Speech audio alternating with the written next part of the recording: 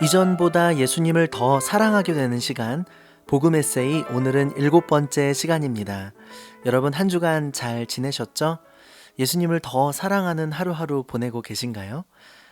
혹시 요즘 열심히 기도하고 있는 것이 있는데 하나님께 응답받지 못하는 것 같아서 답답한 분들 계시나요?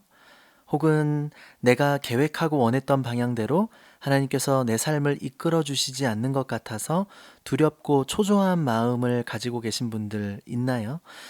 오늘은 여러분들에게 이야기 하나를 들려드릴 텐데요. 제목은 세상에서 가장 맛있는 라면 먹기입니다.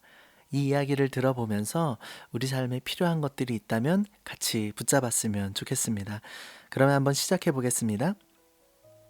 나는 얼마 전 세상에서 라면을 최고로 맛있게 잘 끓인다는 요리사를 만났습니다. 내가 그를 만났을 때 나는 무척이나 배가 고픈 상태였습니다. 그 요리사는 내가 가져온 냄비에 물을 적당히 부은 다음 불을 켜고 끓이기 시작했습니다. 잠시 후 물이 팔팔 끓기 시작했습니다. 이제 라면과 스프를 넣을 타이밍이었습니다. 그런데 요리사는 냄비에 끓는 물을 모두 다 버리는 것이 아니겠습니까? 아니 이제 면과 스프를 넣기만 하면 맛있는 라면을 먹을 수가 있는데, 아니 도대체 무슨 이유로 팔팔 끓고 있는 물을 다 버리는 것이란 말인가요? 요리사는 태연하게 다시 냄비에 물을 채운 뒤 처음부터 다시 끓이기 시작했습니다. 나는 가뜩이나 배가 고픈 상황인데 화가 나고 짜증이 나서 요리사에게 열을 내며 따지고 물었습니다.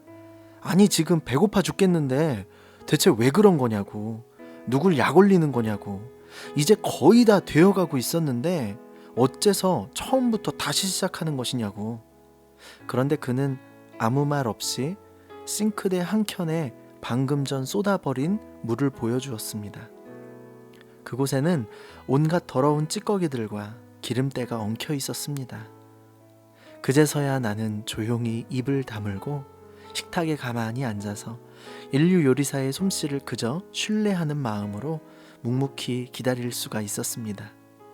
그로부터 몇 분의 시간이 흐른 뒤에 요리사가 나에게 건네준 라면은 말 그대로 이 세상에서 내가 경험해 보았던 라면 중 최고의 맛이었습니다. 당연합니다. 그는 자타공인 세계 최고의 인류 요리사가 분명했기 때문입니다.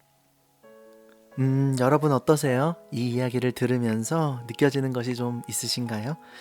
가끔은 하나님의 인도하심이 우리에게 이해가 안 될 때가 참 많이 있습니다. 분명 하나님께서 나를 이만큼이나 준비시켜 놓았다고 확신이 들었는데 어느 순간은 또 하나님께서 우리를 바닥으로 끌어내리시는 것 같이 느껴질 때도 있어요.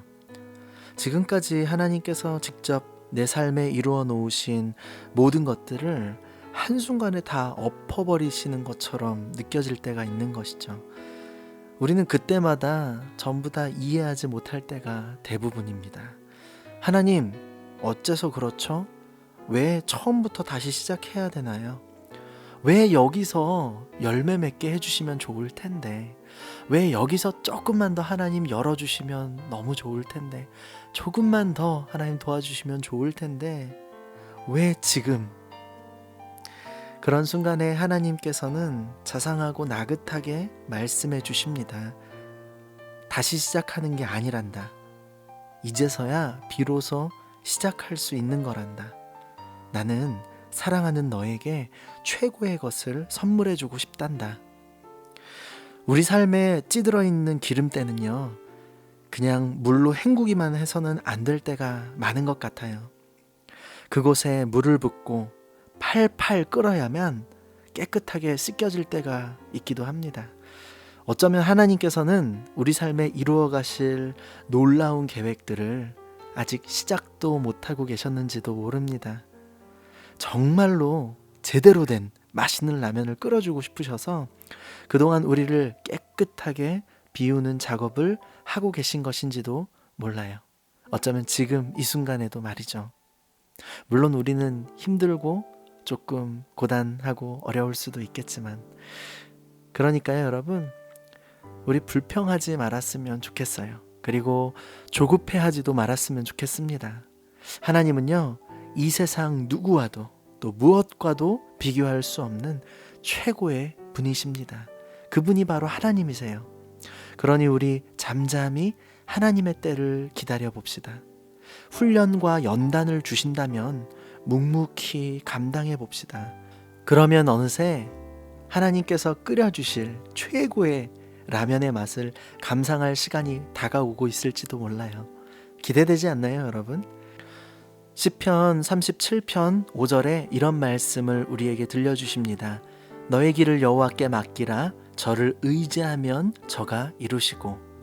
현대인의 성경으로 제가 다시 한번 읽어봐 드릴게요. 시편 37편 5절에 내 길을 여호와께 맡겨라. 그를 신뢰하면 그가 이루실 것이다. 아멘. 다 이해할 수 없는 삶의 순간에도 무조건 주님을 인정하며 신뢰해 봅시다. 여러분, 하나님께 순종한다는 것이 무엇이겠어요? 우리가 이해할 수 있는 것에는 순종하고 도저히 이해할 수 없는 것에는 순종하지 않는다면 그것은 순종이라고 말할 수 없겠죠. 하나님을 신뢰한다라고 말할 수 없겠죠. 하나님을 신뢰한다는 것은, 또 하나님께 순종한다는 것은 도저히 이해할 수 없을 때, 도저히 내 생각과 너무나도 다를 때, 바로 그때 하나님을 신뢰하고 순종한다는 것을 의미합니다. 하나님의 때와 우리의 때가 다를 수가 있어요.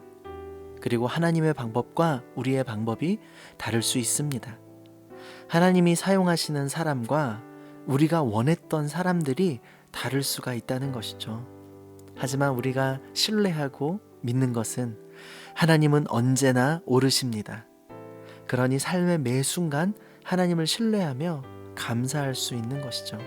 마찬가지로 감사가 뭘까요, 여러분?